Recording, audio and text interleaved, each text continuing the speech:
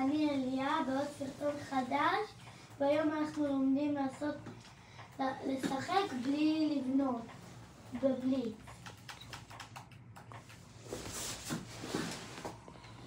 אנחנו נוחתים פה.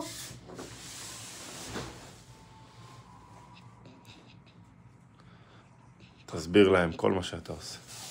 פה זה מקום מאוד קליל, כי פעם היה פה מדליון, אבל עכשיו אין פה. הנה, בואו נפתח את התיבה כולה.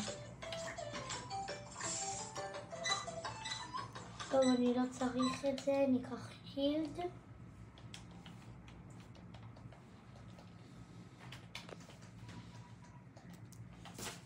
עכשיו אנחנו הולכים לחפש אנשים. הנה, רק אמרתי. מת?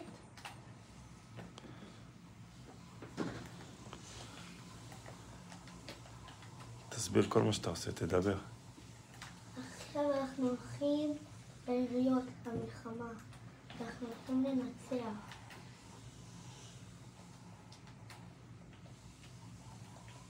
הנה בואו נעבור פה.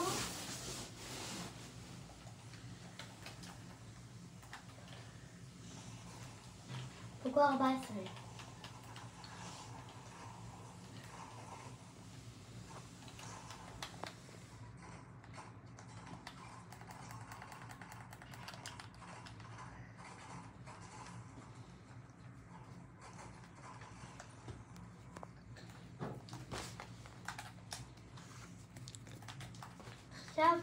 עכשיו אנחנו הולכים לפה, העבר.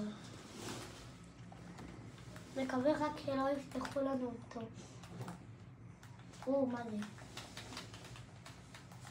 עכשיו גם נלך להילחם בעוד אנשים וממש טובים. יפה מאוד. תסביר לצופים בדיוק כל פעולה שאתה עושה. בואו נפתח תיבה, אין תיבה. אני שתי קינים.